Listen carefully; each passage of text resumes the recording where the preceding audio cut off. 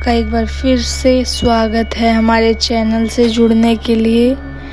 ओम नमः शिवाय।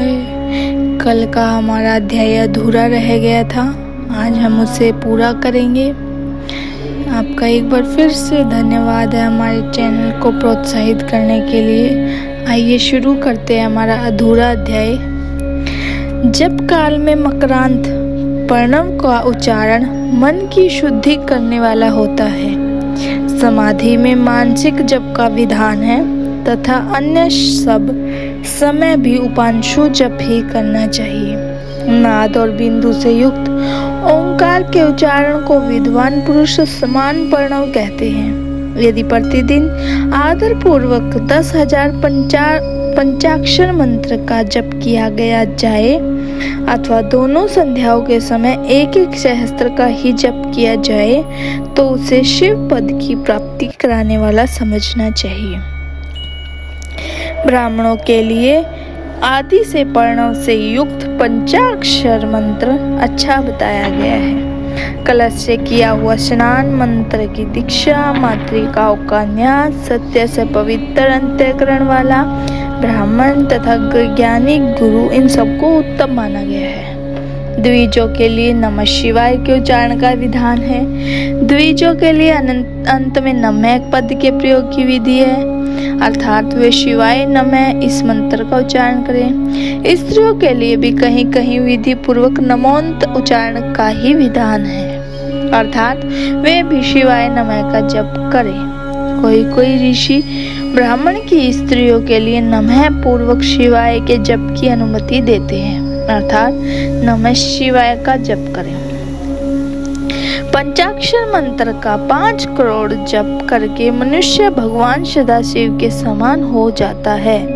1, 2, 3 अथवा 4 करोड़ का जप करने से क्रमशः ब्रह्मा, विष्णु, रुद्र अथवा महेश्वर का पद प्राप्त होता है। अथवा मंत्र में जितने अक्षर हैं उनका पृथक पृथक 1 लाख जप करें अथवा समस्त अक्षरों का एक ही साथ जितने अक्षर हों उतने लाख जप करें। इस तरह के जप को शिव पद की प्राप्ति कराने वाला समझना चाहिए। यदि 1000 दिनों में प्रतिदिन 1 सहस्त्र जप के क्रम से पंचाक्षर मंत्र का 10 लाख जप पूरा कर लिया जाए और प्रतिदिन ब्राह्मण भोजन कराया जाए, उस मंत्र से अभिष्ट कार्य की सिद्धि होने लगती है। ब्राह्मण को चाहिए कि वह प्रतिदिन प्रातःकाल 1008 बार गायत्री का जप करें। ऐसा होने पर गायत्री कर्म से शिव का प्रदान करने वाली होती है। वेद मंत्रों और वैदिक सूक्तों से भी नियम पूर्वक जप करना चाहिए। वेदों का पारायण भी शिव पद की प्राप्ति कराने वाला है, ऐसा जानना चाहिए। अन्य जो बहुत से मंत्र हैं उनका भी जितने अक्षर हों उतने लाख जप करें। इस प्रकार जो यथाशक्ति जप करता है वह क्रमशः शिव पद प्राप्त कर लेता है। अपनी रुचि के अनुसार किसी एक मंत्र को अपनाकर मृत्यु पर्यंत प्रतिदिन उसका जप करना चाहिए अथवा ओम इस मंत्र का प्रतिदिन 1 सहस्त्र जप करना चाहिए। ऐसा करने पर भगवान शिव की आज्ञा से संपूर्ण मनोरथों की सिद्धि होती है।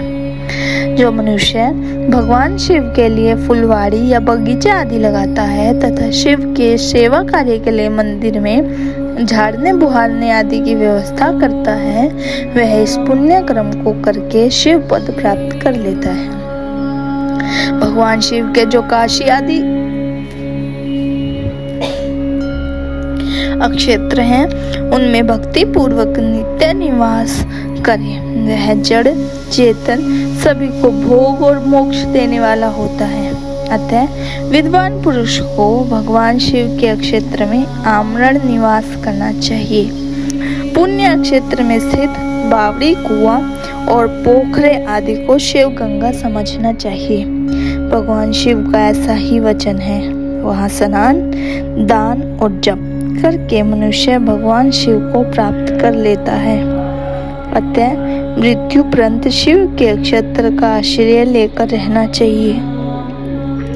जो शिव के क्षेत्र में अपने किसी मृत संबंधी का दाह दशा, मासिक श्राद्ध, सपिंडीकरण करण अथवा वार्षिक श्राद्ध करता है अथवा किसी भी शिव के क्षेत्र में अपने पितरों को पिंड देता है, वह तत्काल सब पापों से मुक्त हो जाता है और अंत में शिव पद पाता है अथवा शिव के क्षेत्र में 7, 5, 3 या एक ही रात निवास कर लेते हैं। ऐसा करने पर कर्मशः शिव पद की प्राप्ति होती है। लोक में अपने अपने वर्ण के अनुरूप सदाचार का पालन करने से भी मनुष्य शिव पद को प्राप्त कर लेता है।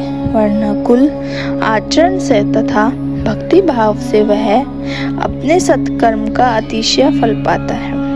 कामना पूर्वक किए हुए अपने कर्म के अभीष्ट फल को शीघ्र ही पा लेता है। निष्काम भाव से किया हुआ सारा कर्म साक्षात शिव पद की प्राप्ति कराने वाला होता है। दिन के 3 विभाग होते हैं, प्रातः, मध्याह्न, सायंहन।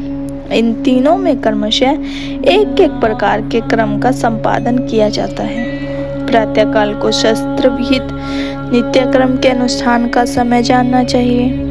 मध्याह्न काल सकाम कर्म के लिए उपयोगी है तथा सायंकाल शांति कर्म के लिए उपयुक्त है, ऐसा जानना चाहिए। इसी प्रकार रात्रि में भी समय का विभाजन किया गया है। रात के चारों पहर में से जो बीच के 2 पहर हैं उन्हें निषिद्ध काल कहा गया है। विशेषतः उसी काल में क्यों ही भगवान शिव की पूजा अभीष्ट फल को देने वाली होती है। ऐसा जानकर कर्म करने वाला मनुष्य यथोक्त फल का भोगी होता है। विशेषतः कलयुग में कर्म से ही फल की सिद्धि होती है। अपने अपने अधिकार के अनुसार ऊपर कहे गए किसी भी कर्म के शिवराधन करने वाला पुरुष यदि सदाचारी है और पाप से डरता है तो वह उन कर्मों को पूरा फल अवश्य प्राप्त कर लेता है। ऋषियों ने कहा, सूत जी, पुण्य क्षेत्र कौन कौन से हैं जिनका आश्रय लेकर सभी स्त्री पुरुष शिव पद प्राप्त कर ले, यह हमें संक्षेप में बताइए। आज का अध्याय हमारा यहीं पूरा होता है। अगला अध्याय हम कल करेंगे। आज के लिए इतना ही। आपका एक बार फिर से धन्यवाद हमारे चैनल से जुड़ने के लिए। ओम नमः शिवाय, ओम नमः शिवाय, ओम नमः शिवाय। धन्यवाद।